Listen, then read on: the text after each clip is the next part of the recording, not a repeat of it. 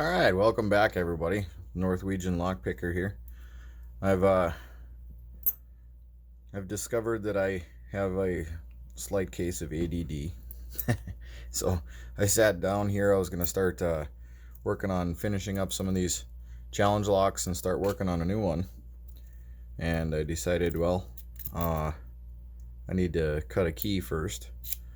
So then I was going to grab my file and start cutting on the key and thought, well, I've got a key machine.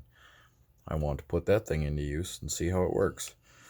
So I started kind of tearing it down here and cleaning everything up a little bit. I'm not going to bore you guys with all of the cleaning, but I'll talk through it real quick. I just kind of sprayed everything down. I used some break-free CLP and a little bit of this break-free powder blast. I guess if it's good enough for a gun, I feel like it should be good enough for a key machine. My intent isn't to get rid of all of the rust and patina and everything else that's on this thing, I guess you would call it. But I wanted to clean up the file here. It's kind of a round circular file type of a cutting wheel for cutting the machine. So I kind of went through this with a wire brush, cleaned all that up real good. I polished up the slide down here just a little bit. Got that functioning good, and then just kind of went over some of the surfaces I used. I also used some Extreme Weapons grease on the heavy moving parts, components, like the slide here and the wheel. Got that spinning real nice now. Cleaned up all the screws and wanted to get rid of all of the so everything spins and functions real nice now. Wanted to get rid of all the rust and oxidization on everything.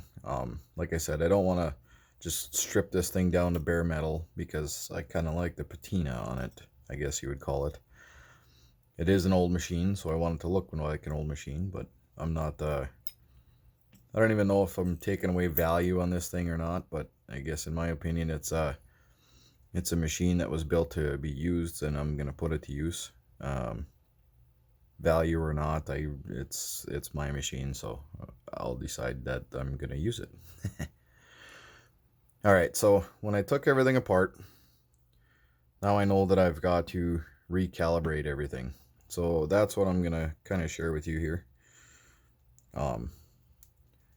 There's two components to the calibration, and it's the alignment from one side here to here and lining up and making sure that they're spot on side to side, making sure that when you're duplicating a key, you're putting those key pins cut in the right spot.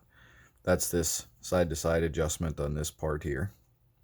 Okay, and then if you're going to use this thing to try and code cut keys, then you need to have this pin calibrated, which I don't have any old Yale keys.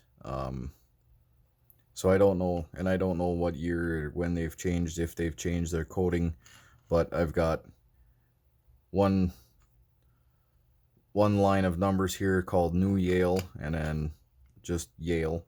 So I don't know if I'm calibrating it correctly to that actual cut or not, but what I'm going to just demonstrate, it would be the same process, I think, if you had the actual Yale keys. But I'm going to use these here Schlage keys. I've got a set of duplicates here, so I can use these keys to kind of calibrate everything, at least the side to side distance, making sure that that is correct. And then I think I can use the zero cut here, and then we'll just see if it lines up at all with the numbers. And I don't know if Schlage gets cut deeper than a 7 or not. I got 57665. That's cool. I actually have 3 keys cut exactly the same. These keys all came in that big jar full of keys. Oh, yep, here's an 8 cut. So, oh, sorry, that's a 3 cut. So I can use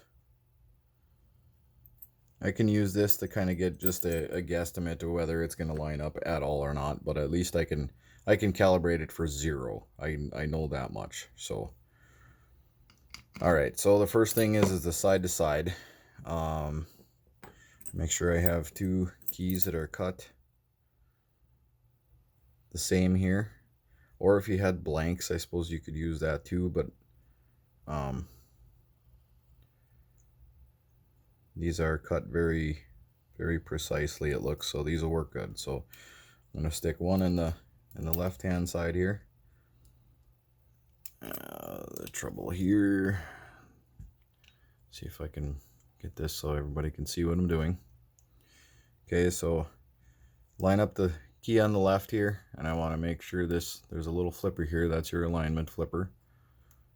Get that into place, right up against the edge of the keyway, and then tighten him down. I'm going to just first snug him up so he's not going in all different directions. Make sure that it's snugged up there and laying square down in this way. Okay, he's locked in, and then I'm going to do the same with the other key on the right hand side. Get him snugged up, and then make sure it's aligned. Okay, tighten them down so they don't move on me. Then I can push these little flippers back out of the way and make sure that it's not going to interfere. Okay, so now let's see, I probably have to zoom out here a little bit. What I'm going to do is I'm going to pick a point, because that's the most precise spot, is going point to point.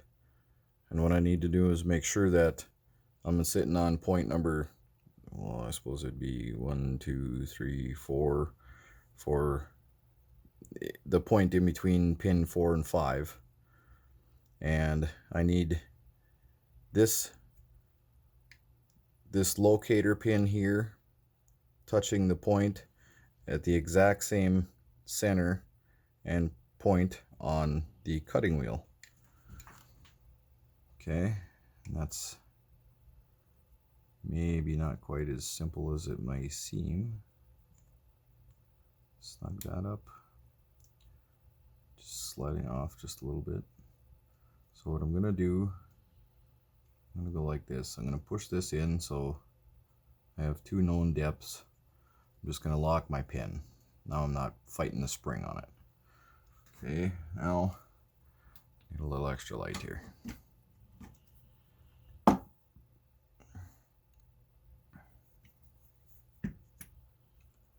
See if that'll stay there.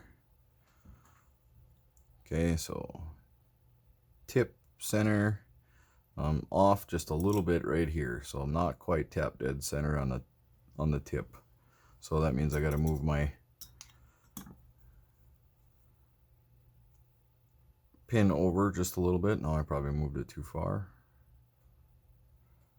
Okay, tap dead center, and oh, I'm really close. Let's see, too far back.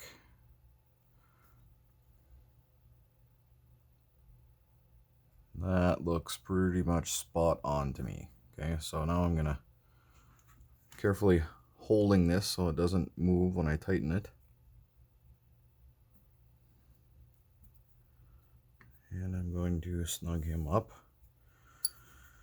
Now I took all of this off, this whole piece, cleaned up the screw, cleaned up all the surfaces underneath, just to get rid of any kind of clumping rust or oxidization that was under there. And the steel shouldn't be oxidizing. I'm thinking it's all the remnants of this here code wheel. Is actually looks like a galvanized steel. So whatever that galvanizing was on there was working its way down inside, and So I cleaned all that stuff up. Now it looks pretty good. Okay, so now my calibration left to right is spot on. I'm going to put my code wheel back on.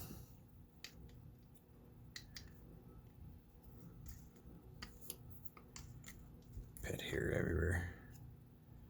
Okay, and I'm going to set this thing on the Yale 0 because that's the largest count I've got here for pins. And I'm going to line up. See if I can zoom this in a little bit so you guys can see it, make sure. Okay, so I want this point on this to line up spot on with this 0. Okay, and I have this screw loose. So as you can see, it can slide in and out. So when I take this key up here and I push it in to 0, now what I need it to do, center this a little better for you guys. Okay, what I need it to do is I need it to be making contact here and here firmly up against the wheel at the same time that my cutting wheel over here touches 0. So I'm going to stay right over to the edge here a little bit, come in and firmly press contact to it, and then I am going to tighten this screw down. Excuse my arm here in the way. I don't want to tighten this too much. I'm not sure how that's going to affect this slide here, but I also don't want it so loose that it's going to move.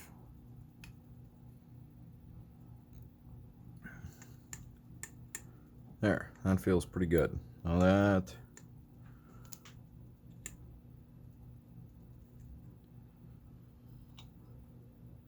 I might have moved or adjusted a little bit here.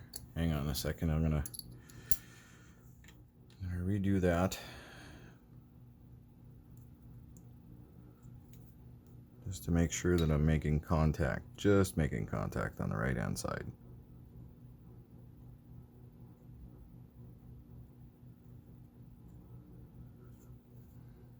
And actually use this handle, I think. Maybe it's twisting just a little bit.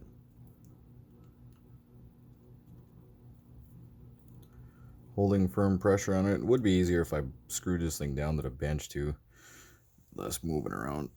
But see if that'll hold it.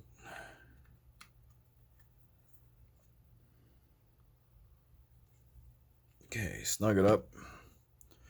Alright, now 0 cut. If I were to be cutting this, you would just have, I think what I would want here is a blank key. It doesn't have to have any depths cut in it, but it needs to be a blank key with the pin spacing marked off on here. So if I had pin 1 marked, pin 2 marked, pin 3 marked, pin 4, pin 5, okay, and so on. That way I would know exactly where to line up the cut. This would be set, these would all be zeros here, but then as I adjust this over to pin 1, pin 2, or a 1 cut, 2 cut, 3 cut, 4 cut, so on and so forth, right? Set the spacing, and I would just simply run this up. It would make contact with this key here in the right depth, so it would actually hold back, and as I would turn this wheel, it would actually cut down to that depth that I set here. So then if I knew my numbers, so a 5 cut, I would set this at 5. Okay, and then I would run this in and it would cut to a 5. Now as you can see here, we're going to run into problems because Yale and Schlage, their number 5 cut is obviously not the same, because I am firm up against here and I've still got a ways to go on there. So then if I went to, let's see, the second cut on this Schlage key would be a 7. So I would turn my wheel to a 7, lock it down, and then I would run this up to a 7, but I'm making contact long before on this side, long before I'm making contact on here. So the Yale keyway, I'm guessing, was a lot deeper, or maybe it's just bigger spacing. I guess I don't know, but what I'd like to do is make a new code wheel of my own. I'll take a blank of, you know, whatever, some size, and I'll cut it, and then I'll maybe, you know, just using keys like this, I could mark it off and calibrate it for my own Schlage keys or master lock keys or Quickset or whatever I wanted to do. I could have the different markings for each one. Another thought is that I'm going to make a kind of like the Chinese lock decoders, where you've got the pin, the pick on a hinge, so it slides in and out of the lock like this. Turn it so it actually looks like a pick. So you would slide it in with a pick lock. You could just slide it in, push up on that key pin, and then take a reading off the back for your depth and your key length, and then come back to the next key and then press it up firm, take your reading on your depth, take your reading. So I think I could actually make a decoding tool. So once I have a lock, all I gotta do is pick it open, slide that tool in there, and then measure the distance between each pin, write it off, and then measure the distance between, or the length of each pin that's in there, and I could code cut a key without even knowing these numbers to fit that lock. So hopefully I'll have more videos to come on that. That's kind of one of those projects that's been keeping me up at night thinking about it, just because I'm excited to actually try it and give it a see if my thoughts would work. All right, so you guys are actually going to get to watch me cut the very first key with this thing that I've cut with it. So what I'm gonna do is I'm gonna take, this is my Norwegian Lockpicker challenge lock number 1 keyway that I filed in by hand. So I'm gonna try and make a duplicate out of that, since my code wheels don't quite line up with this. I can't just I can't tell you what exactly cuts they are or anything, but I can duplicate it. And I'm using just a the second key from another lock, and I'll just cut this one down to match that, and then we'll see if I can actually duplicate a key and make it function in my challenge lock that I've already made. Okay, everything's lined up properly. Now I'm gonna take this here and I'm gonna run it in for a 0 cut. So something that I know to be a 0 cut. Actually, I'm gonna use this surface here. Okay, then I'm gonna lock this pin. So now all I gotta do is just trace the edges. Okay, and I'm also gonna so I'm not just relying on this screw tension here. I'm going to turn this up against it without pushing on it, just as a backer, and snug that up. All right. What I got here for length? I'm at 19 minutes. That's not too bad. Okay, so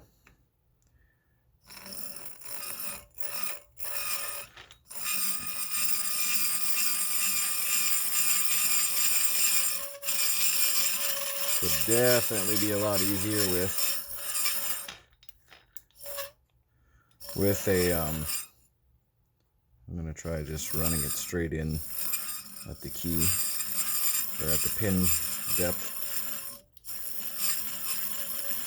Definitely be a lot easier if it were hooked into a motor.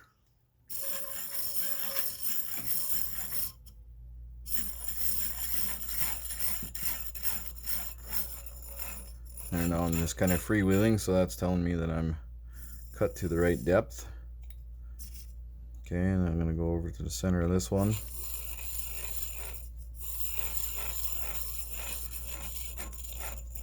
That appears to be good. Center of this pin.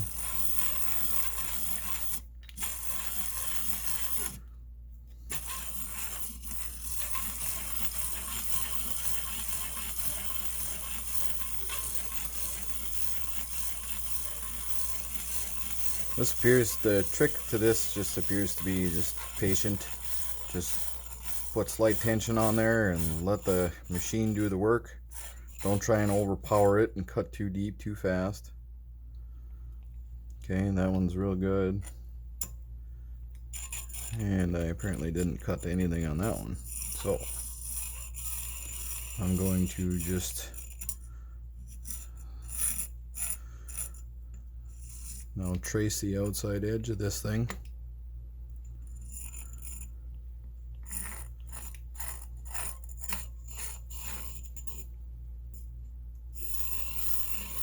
Take off the high spots. Right.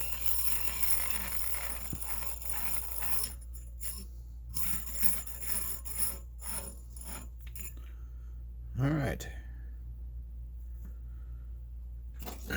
Brush that off.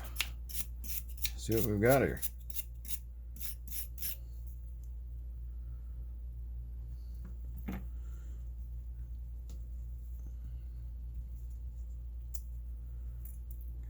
Let's put them side to side here.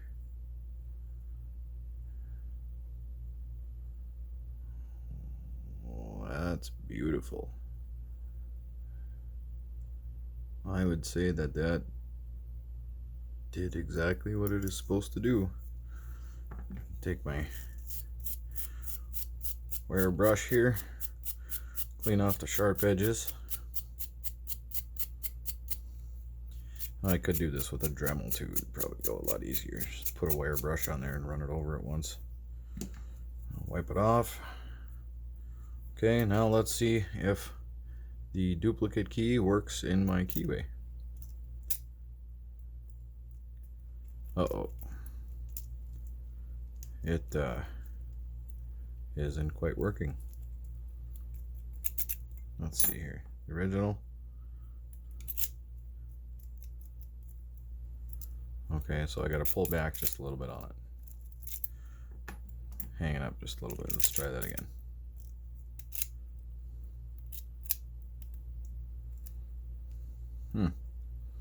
It is not quite working.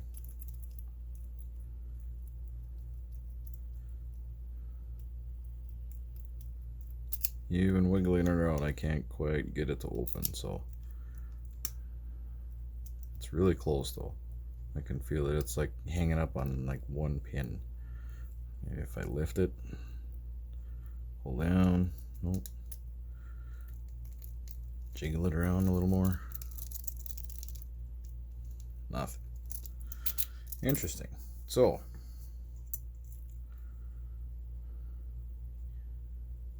key cut one failure, but I can't see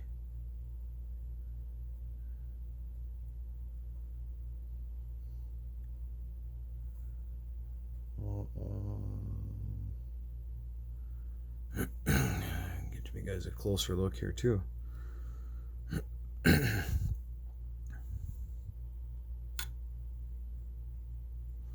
See, I'm gonna move this key machine back and hopefully I can get this to focus a little better. Okay, get this lined up bottom to bottom. Okay, so I can see that the duplicate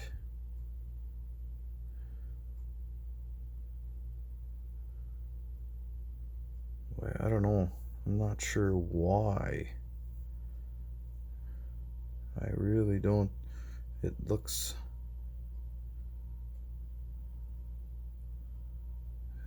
almost too perfect that there's no reason that there should be not working.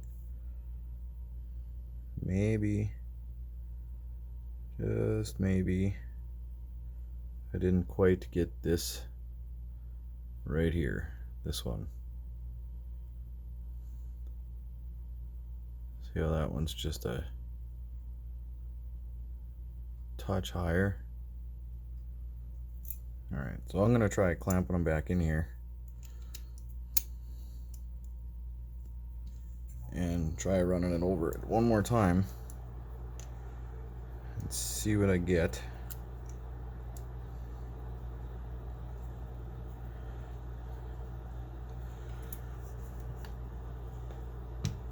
Okay.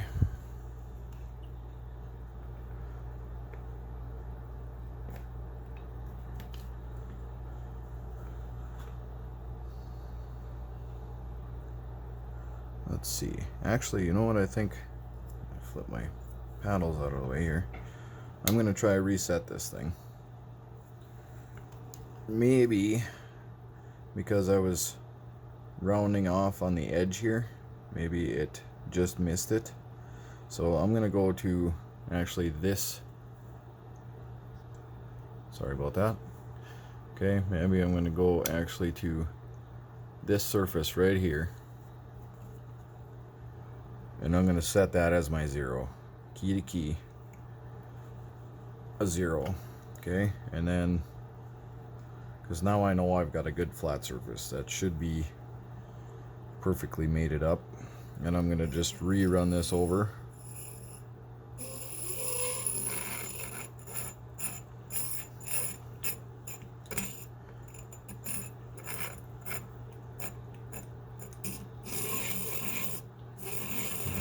That could have been what's holding me up right there. That was cutting a pretty good chunk.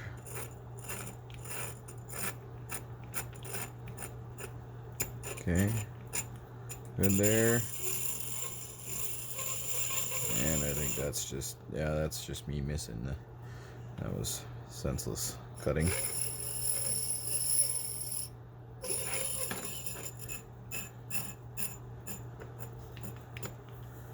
Okay.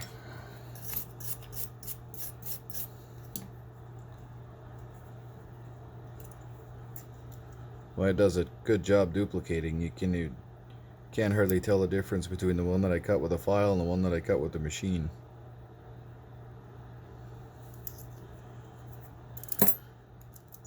Alright.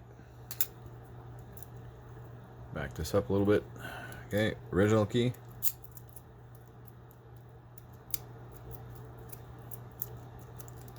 And get a little bit of hang up in there, but works pretty good. Okay, duplicate. And still no dice. Boy, that's really weird. I wish I knew what was causing that or what I'm doing wrong. Probably one of you guys sitting in there going, I know exactly what he did wrong. But I will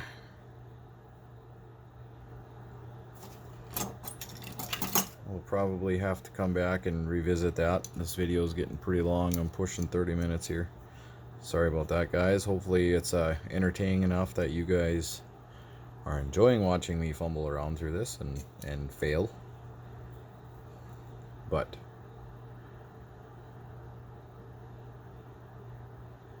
a failure is not a wasted attempt, it is a learning attempt. So, let's see, I got 200 thousandths there. 203. Okay, this one at the deepest depth is 205. Okay, so I cut this one too deep. So pin 2,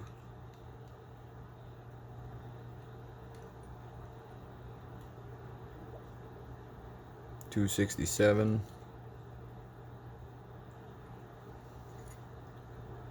$265. So I'm about 2 thousandths off. So there's what's going on. That's my calibration. So Might have to be a little more precise on calibrating the depths, because apparently this one's 186 at the depth, and this one is 184. I'm approximately 1.5 to 2 thousandths off on my calibration. So 318.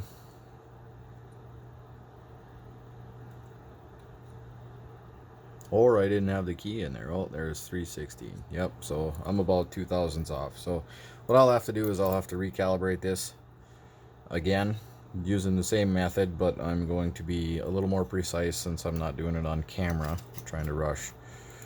So this key, my duplicate, I would say is 2 thousandths short of lifting each pin up, which I would almost think that I should be able to jiggle it to make it work, and I can if I'm real, but you got to be real careful. So all right, I'm going to end it on that, recalibrate this, and then I'm going to get to work making some more challenge locks, guys. Thank you so much for watching. Appreciate all of your time. Loving all your support. Don't forget to keep it legal. And if you don't respect the keyhole, you shouldn't put your pick in it. Thanks, guys.